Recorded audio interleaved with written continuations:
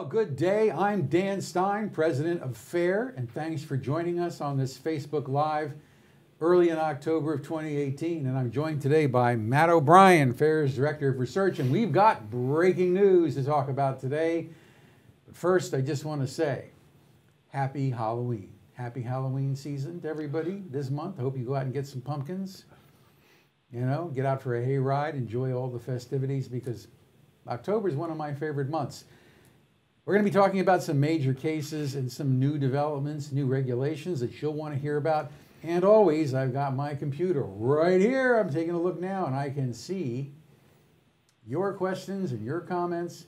They'll be coming up, and I'm happy, as is Matt, to respond to your questions and comments, because I'm sure you will have some as we move through this period of unprecedented uncertainty.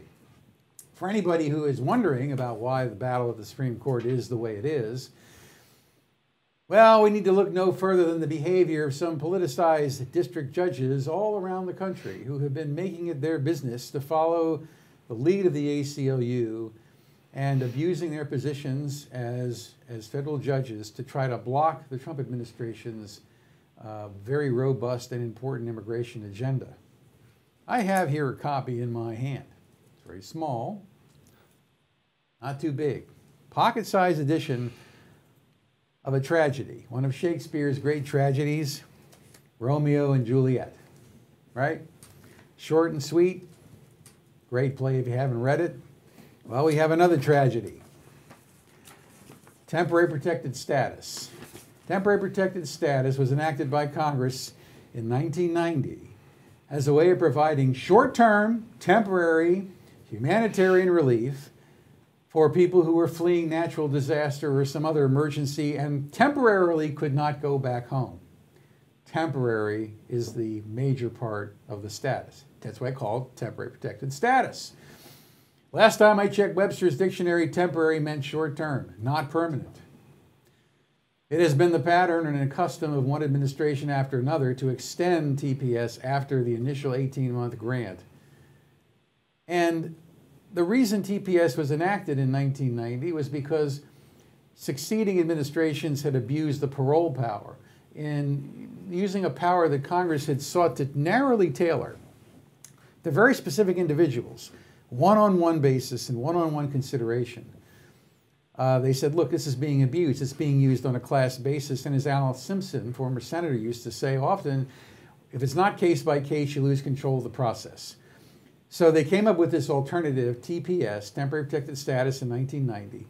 And lo and behold, the American people, in their great generosity, have given TPS to people from a number of countries, usually for an earthquake, hurricane, major natural disaster. Idea being that until such time as people can be returned, they can be protected here. But when it's time to go home, they have to go home. Now, Congress, as Matt will tell us in a few minutes, made some limitations on judicial involvement in grants of TPS. Quite specifically, the statute says reviewability is limited. Now, there's a very important point to understand here. When the American people give TPS, temporary protected status, they are essentially allowing a small group of people, people in the country, sometimes illegally, to jump in front of line of millions of people and not be subject to deportation during that period of time. So, in a sense, it's a humanitarian grant of the American people. Now, I don't know about you, but if I helped a stranger and provide food and shelter, I really don't want to feel like they're in there stealing the silver. I don't want to feel like I'm being taken advantage of. And yet, lo and behold, a lot of the people who got TPS, we're talking El Salvador, Nicaragua, Haiti, and the Sudan in this case, they don't want to go back home.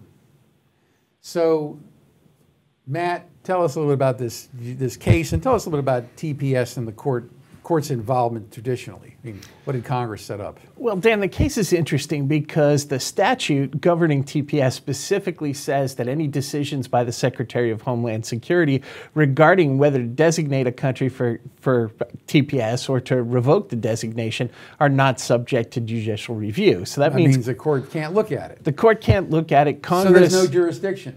Congress gave the courts no jurisdiction over it whatsoever. So it's a mystery to all of us who watch this for a living how the judge in San Francisco managed to come up with any kind of a non-laughable legal argument as to how he's entitled to review this. And what's even more significant with this is that he's probably going to issue a nationwide binding injunction, just as the district courts have been doing in a lot of these cases connected to immigration. And of course, that raises the question of whether a district court with a defined area of legal jurisdiction can begin issuing injunctions that affect the operations of the ICE, CBP, USCIS throughout the whole country, but in addition to that, interfere with the president's ability to exercise the foreign affairs powers. Well, these nationwide injunctions that have been brought and issued by judge after judge in the travel ban case and others, I mean, are they really legal? Well, that's a good question. I have researched and I cannot find any statutory justification. There is a claim that at common law, if there's a specific right to be protected that is fundamental, that maybe the courts could do this, but it's a big maybe. It's pretty clear in the immigration cases where you're talking largely about people who are either outside of the U.S. and have no legal right to come in, or people who are illegally here, had no right to come in and have no right to remain. There's no basis for these injunctions. So Judge Chen struck down this authority, basically a decision by DHS Elaine Duke at the time, and then Secretary Nielsen now. What was his legal reasoning?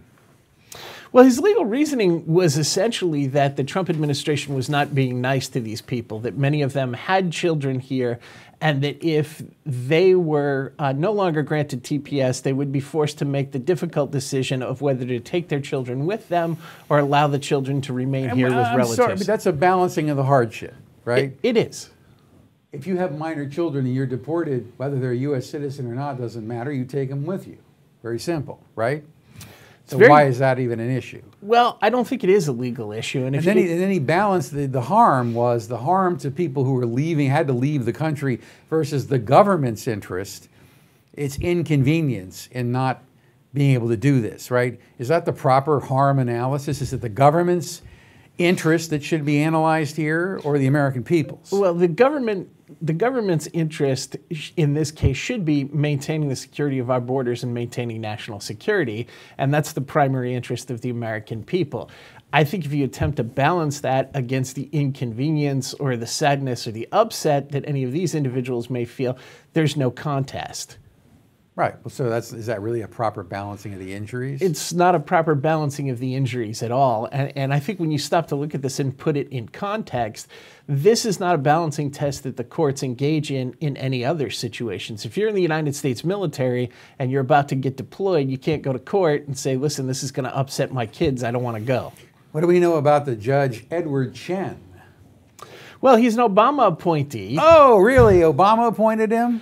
In the Ninth Circuit. That sorts out a little bit of the mystery, doesn't it? Without a doubt. So this is an Obama appointee in the Ninth Circuit. So he's still fighting the 2016 election. He's still fighting the 2016 election, and I think he also, frankly, doesn't care what the statutes say. He sees his role as being a supra-legislator who is there to correct what he thinks the legislature has done wrong. Have you read enough of the decision to know whether he invoked Trump's campaign comments in his analysis? He did. He seemed to invoke anything that Trump has said that he seemed to take issue with, and I think his attempt, which will probably come later in the decision on the merits, is much like the travel ban case to try and characterize this as racism. Well, he said the remaining issue is whether there's evidence that President Trump, based on his campaign statements, these are his exact words, Judge Chen, harbors an animus against non-white, non-European aliens, which influenced the Secretary's decision to end TPS. Is that an appropriate comment from a judge? Does that show a judicial temperament? It doesn't show a judicial temperament. It's a completely inappropriate comment. But what's even more significant is it's not an actual legal standard for judging anything. Quite frankly, discrimination doesn't come into this. There is a legal distinction between these people and U.S. citizens, and that's the basis for making decisions. They're from different nations. Correct. They're from different nations. Correct. So it's not... Maybe the president wasn't flattering about some of the countries in his comments, but doesn't a candidate have the right to say things in a campaign context that should not be viewed as binding on subsequent policy decisions? Are they really part of the rulemaking process? Oh, without a doubt. Think of some of the things that people have said recently in connection with the Kavanaugh hearings. I mean, politicians make statements all the time that don't have binding legal effect. They're social criticism or commentary. This judge has taken it a step further. He's taking the president's statements as binding, and then he's creating out of whole cloth a legal standard that doesn't exist by which he's judging the case. So what does this do to America's ability to grant TPS? I mean, in the end, the interest is providing humanitarian relief short term. Public support for doing that is typically premised on the idea that this is temporary. So what does this kind of decision mean for our country's ability to actually provide TPS in the future? Well, if I'm a president in the future and there's a group about which there's any question, I'm simply just not going to grant them TPS because I don't want to have my powers interfered with by the courts in situations where they shouldn't be looking at what I'm doing anyways. And in the long run, all that does is punish the people who might benefit from TPS when it's appropriately used. We expect the administration to appeal. Are they going to appeal this ruling? I would appeal it. I would think they would. It'll be You consistent. would appeal it, but it's not up to you. What do you think they're going to do? I think they will appeal it. I think that the decision in the travel ban case, Trump v. Hawaii, was a favorable one, and I think it shows that the Supreme Court, at least at this point, is predisposed toward applying the statutes in these cases. So I think if the Trump administration appeals this, they have a very good possibility of gaining a favorable result.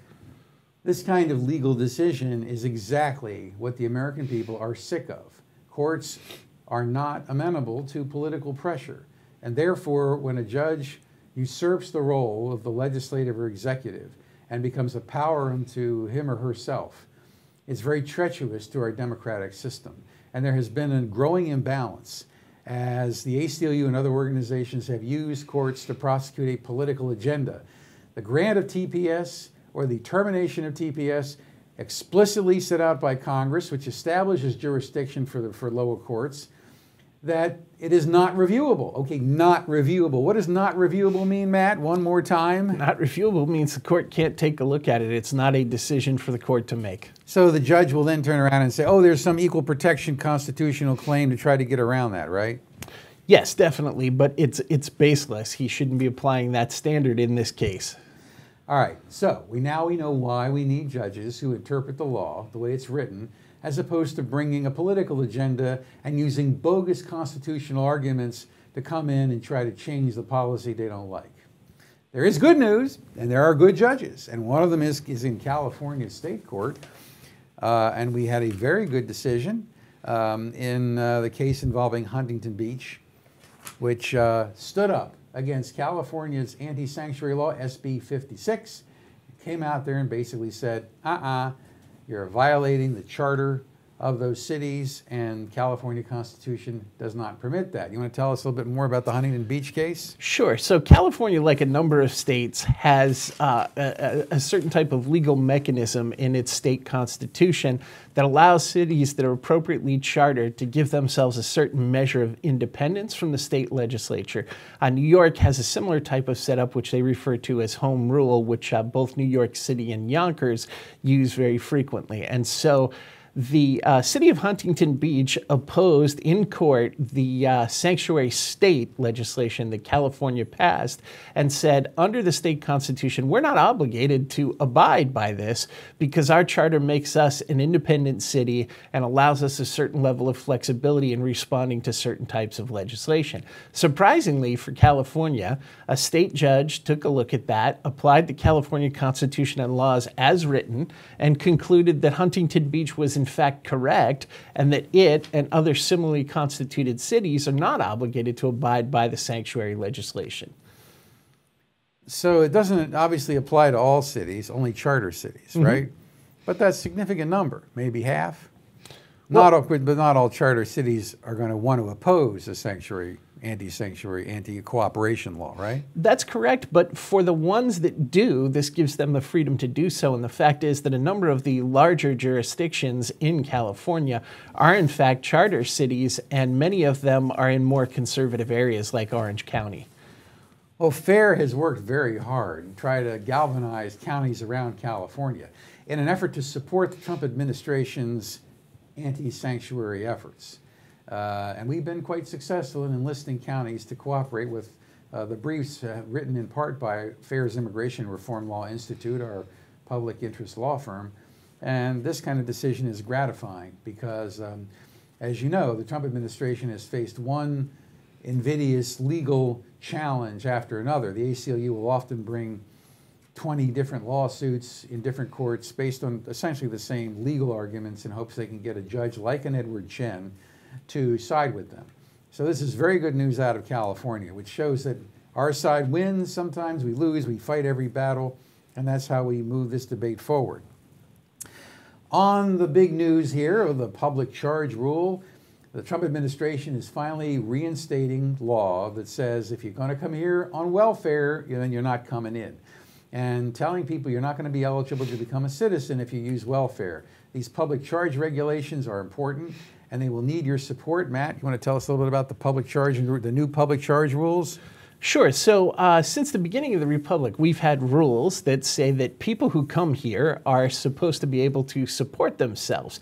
Not that they're not entitled to any assistance, but in the majority of circumstances where there's not an emergency, people are expected to pay their own way. One of the things that we do in immigration as a result of the 1996 Act is we ask people who are being sponsored to come here by relatives in the family-based immigration system to have one of their relatives file an affidavit of support. That so they're not costing taxpayers a lot of money. Exactly. That legally obligates their sponsor to take financial responsibility for them. In the employment-based immigration, we mandate a certain level of wage, a certain prevailing wage, so that people are theoretically able to pay for their own needs. Now, what's happened over time, successive administrations, beginning with the Clinton administration, have sort of watered down these requirements. And what the Trump administration did is it said, why are we carrying the tab for a whole bunch of people who came here, signed papers saying that they were going to be financially responsible or their relative would pick up the tab if they fell on tough times? And they did what the Trump administration has consistently done. They looked at the law the way it was written and said, we're simply going to put in place regulations that require this law to be applied as written. Why should we do that? If we can move our debt to GDP ratio to 100%. Why do we care about spending? Who cares how much taxpayers spend? Well, I mean, there's a couple of things to take into account. I'm being facetious. Number one, if we can effectively erase all of our spending, that means there's more money available to spend on Americans on programs that people value. But more importantly, we never know when there's going to be a surge of people coming here, when the laws might change because the political winds change. And what we're doing with paying for all of these things when we're not obligated to is setting the United States up for bankruptcy. Why are we being the safety valve and the retirement plan for people coming from outside of the United States when we don't even offer that kind of... Well, the principle is simple. If you can't pay your way, then you shouldn't be admitted as an immigrant. This is a post-industrial superpower information economy, and in order to actually work above the cost of the social safety net, you need to have technical training, 4 years degree, STEM background. Your average income earning, particularly if you have dependents, isn't going to take you above the social safety net threshold.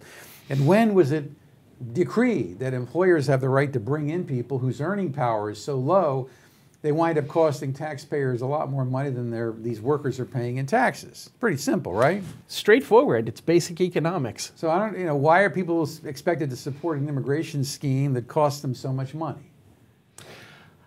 And all Trump is trying to do is rectify it and take us back to where we were, where immigration serves the American people for a change. It's the skewed politically correct debate, Dan. What's happened is it's been portrayed as racism, which, as you noted earlier, is foolish, Well, since people come all over the world. That's because there's no other argument. To not give people benefits from the moment they arrive here. But the fact is, we don't even give these kind of benefits in a lot of cases to U.S. citizens. So all we're doing is we're spending money on people who haven't paid into the system, who are relatively recently arrived, and that's a recipe for financial disaster. Which really raises this broad question, which is, why is this controversial at all? And for everybody out there who's listening, it's so important. Go to our website, find the link to the comments section to support these public charge regulations, and we'll be sending out emails to our activists and flagging it on Facebook for you to participate. It will be very important for you to make sure you support these guidelines. And we have some briefs on our website. Just look up public charge, and you will find an outline of what's in the new regulations. Extremely important. The Trump administration knows that this is going to be a noisy battle. There's going to be a lot of objections. There will be organized campaigns on the other side to withdraw the regulations. And so we have to stand together and united in order to make sure these regulations take hold. Very important battle. Actually could have an impact in reducing immigration as well. Because if you don't admit people who can't pay their way, you're going to be admitting fewer people. Significant amount. Not huge, but a significant number. And wouldn't it be great to make America, immigration work to make America great again? And I did want to mention at the close of our Facebook Live to thank all of you who have contributed to our Raise Awareness About Illegal Alien Crime campaign on Facebook Live.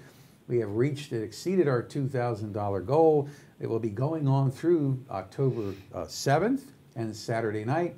There's still time to contribute to this effort. But I do want to take a moment to thank everyone who's already contributed. I'm sure you've seen the heartbreaking videos of the angel moms who have lost loved ones at the hands of people who had no right to be in the country, should not have been in the country.